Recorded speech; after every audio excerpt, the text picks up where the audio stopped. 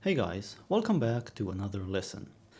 Today we're going to talk about Coltrane changes, which is one of the important concepts introduced by John Coltrane. He didn't invent it, but he did popularize it, and it underlies one of his most famous tunes, Giant Steps. So we'll break all of that down. So what are Coltrane changes? Well, let's say that you're in the key of C and you're playing a C major chord. So here's our C major. And Coltrane changes basically refers to a series of key changes that most commonly are a major third apart. A major third is an interval, which is 4 semitones. So you start with C, then you can go either up or down. Let's go down. So C, 1, 2, 3, 4 to an A flat, 1, 2, 3, 4 to an E, and 1, 2, 3, 4 back to a C.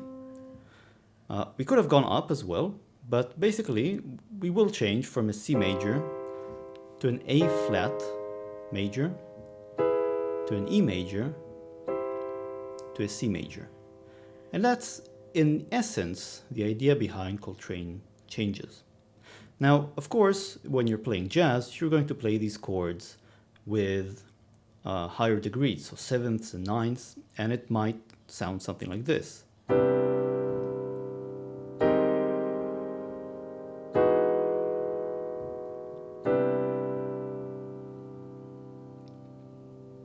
So here I was playing a C major 9, then an A flat major 9, then an E major 9, and back to a C major 9.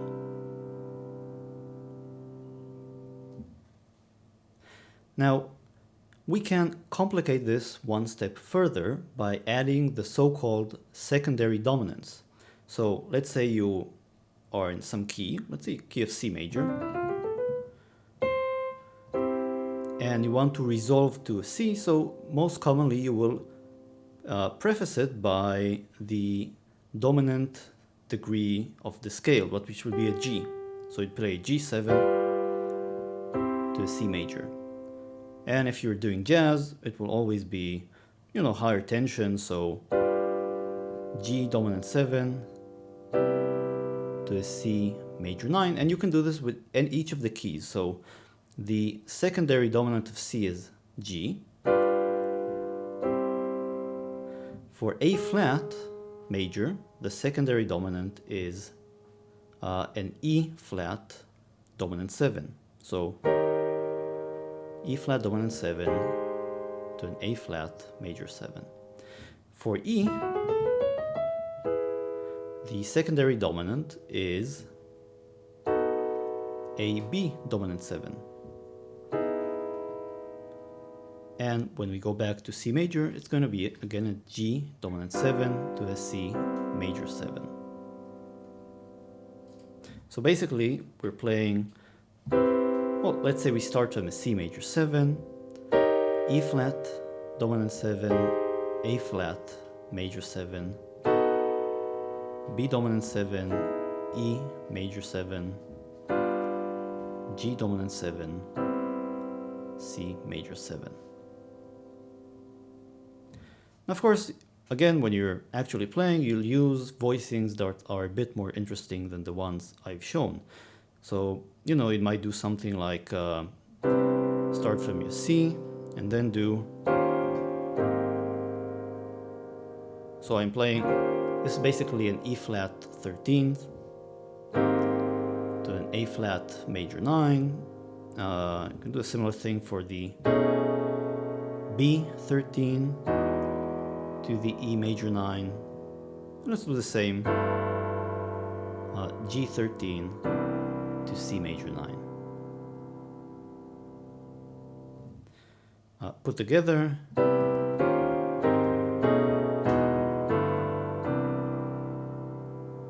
You can already hear that giant steps kind of character start to form. One more complication we can add, or one additional step or layer of complexity, is not just using the secondary dominant, but actually playing a 2-5-1. So 2-5-1, let's say in the key of C major, would be a D minor to a G major to a C major. Basically, I'm playing the second degree of the scale, which is a D, to the fifth degree, which is a G, to the first degree, which is a C. And each of these keys, A flat, E, so each of them has its own 2-5-1. So for A flat, it would be a B flat, a B flat minor or minor 7, E flat dominant 7, and A flat major 7. And for the key of E, this would be an F sharp minor 7 to a B dominant 7 to an E major 7. Again, you might use different voicings, different inversions. I'm using particular ones here. But the idea is that you can either use just the secondary dominant, or you can use a 2-5-1. You can spice it up. So for example, I can do the progression that I played before. So it's C major 9, E flat dominant 7, A flat major 7. And now I can decide to add this 2-5-1. And now I can do a secondary dominant and end up back at C. Now we went down from C to A flat to E to C, but we can also go up. We can do the same thing, starting from a C major 7 or C major 9, and then going up. So that would be an E, and then we can do A flat and C. So here we went from a C to an E to an A flat to a C. Okay, we're now in a position to sort of reverse engineer or understand giant steps, which is really just a set of Coltrane changes. It's written in the key of B major, but you're really changing keys quite a lot, so you could say that it's really written in 3 keys: B, G, E flat, and B, this is basically your Coltrane changes when you start from B. Go down a major a major third, go down a major third, go down a major third. So the first chord is a B major 7, and then you transition to the key of G major. And you play the secondary dominant, which would be a D dominant 7, going to a G major 7. Then you modulate to E flat major, and you also play its secondary dominant, which is a B flat dominant 7. So here's your B flat dominant 7, E flat major 7. Then you modulate again. This time you go up a major third. So we're in E flat, but you're going to go back up to G. And when we play G, we're actually going to play a 2-5-1. So we're going to play an A minor 7 to a D dominant 7 to a G major 7. That's a 2-5-1 in the key of G.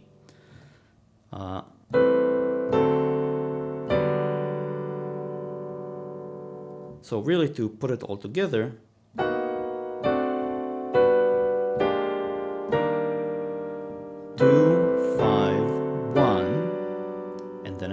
keeps on going. So you do the same thing, but now starting from G major. So you're going to play, modulate down to E flat with the secondary dominant. Then you're modulating down to a B major. And here's the secondary dominant of B major. It's an F sharp dominant 7. Now again a 2-5-1. So an F minor to a B flat dominant 7 to an E flat major 7. That's a 2-5-1 in the key of E flat. And again, a 2-5-1.